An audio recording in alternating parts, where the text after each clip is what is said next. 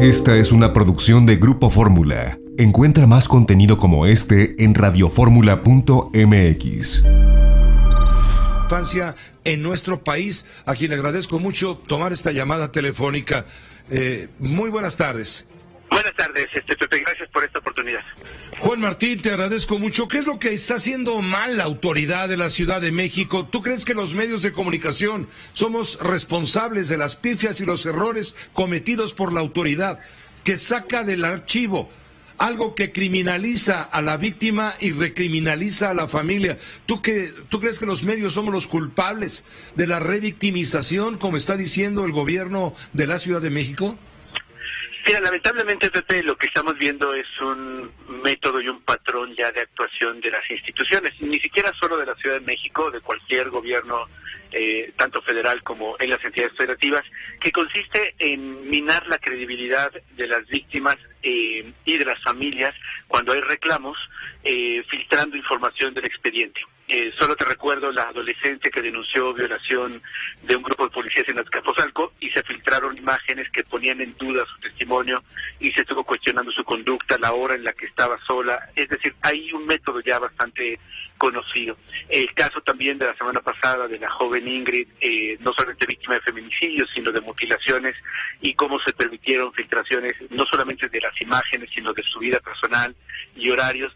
Y este patrón, lamentablemente, pues no solamente es revictimizante, es violatorio de derechos humanos, pero funciona para evitar asumir la responsabilidad, que es muy clara en este caso, y es un caso paradigmático, porque muestra precisamente la cadena de omisiones y de actos dolosos desde la escuela, que en sentido común no podría haber dejado a los niños y niñas afuera, pero es una práctica generalizada.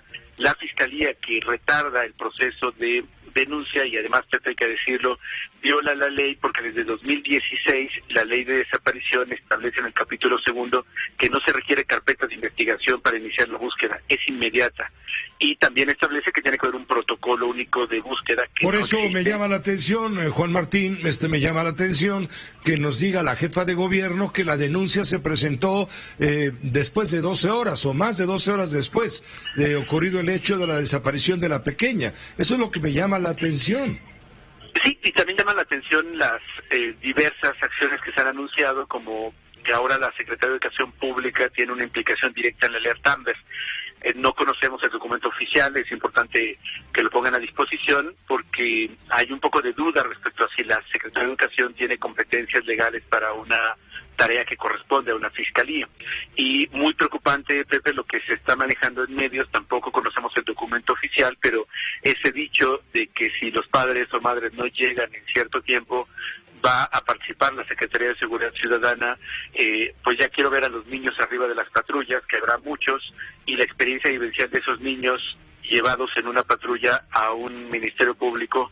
Eso en sentido común y en lógicas es totalmente fuera de realidad. Lo que necesitamos es asumir la responsabilidad del cuidado de niños y niñas que están bajo custodia del Estado mientras están en el establecimiento escolar, y en tanto no llegue el papá o la mamá y eso signifique horas, es responsabilidad de la autoridad educativa garantizar la integridad de los niños y particularmente resolver, y qué bueno si es serio, que se anunció investigación para los funcionarios que retardaron la búsqueda o incluso la alerta Amber. Pero quisiera recordarte, Pepe, que la semana pasada también se anunció investigación a 6 funcionarios que filtraron presuntamente las imágenes de la joven Ingrid, y hasta ahora no conocemos que nadie haya sido detenido o incluso suspendido. Entonces esperemos que no sea parte del patrón y del método de tranquilizar la opinión pública y a los medios de comunicación que osan en preguntar y que al final termina siendo evasión. Es que en adelante, Juan Martín Pérez García, en adelante los medios de comunicación, que ante estas situaciones tenemos que decirle al entrevistado, si usted me permite y no le molesta, por favor, solamente si usted quiere, le podría yo preguntar algo, a reserva de que usted después pueda disponer alguna sanción por mi pregunta.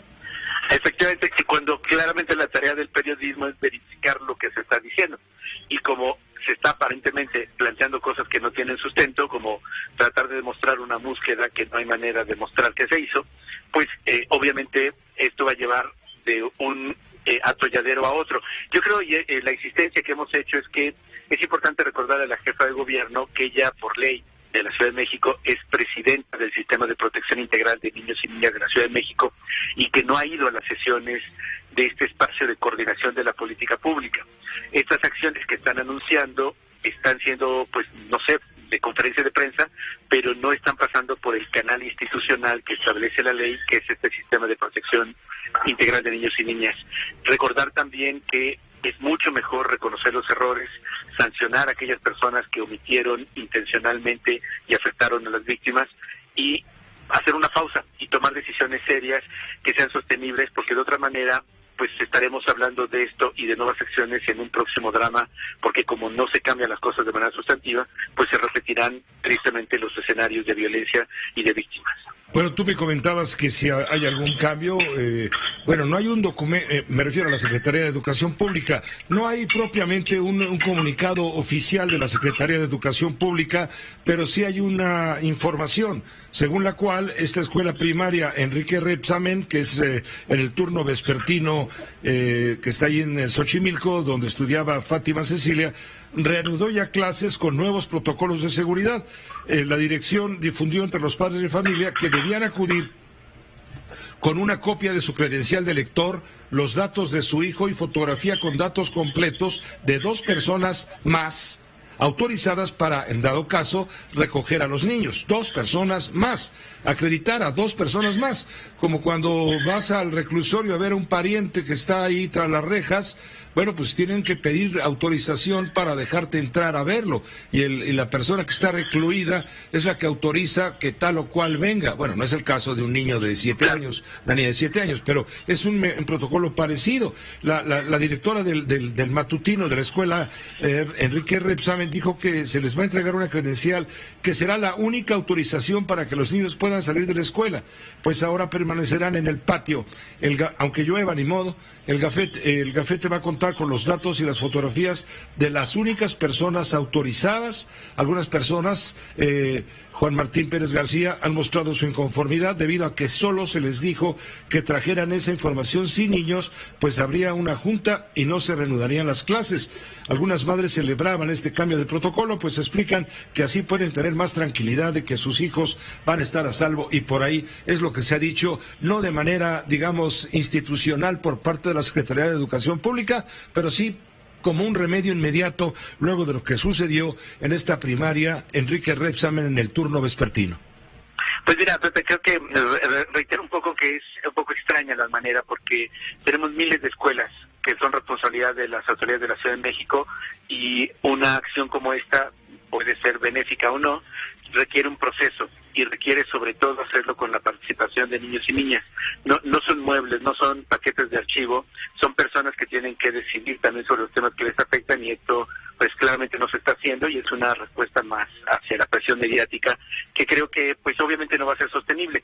Recordemos los operativos Mochila que surgieron después del caso de Torreón, y afortunadamente para niños y niñas ya los dejaron de hacer porque no es sostenible, son respuestas de carácter mediático, y por eso nuestro llamado insistente a que lo tomen con calma, que no respondan de manera reactiva y que no lo vivan como un asunto de ataque, sino como de obligación institucional, porque es tan preocupante esto, Pepe, que todo sea bajo conferencia de prensa y no sobre documentos oficiales, sobre fuentes de información que puedan ser, como lo hacen ustedes profesionalmente, fuentes verificables, porque eso le da sostenibilidad, y no estamos solamente respondiendo pues a opiniones, a dichos, que eso no solamente no es institucional, sino corre el alto riesgo de seguir revictimizando a las personas que ya de por sí han sido lastimadas.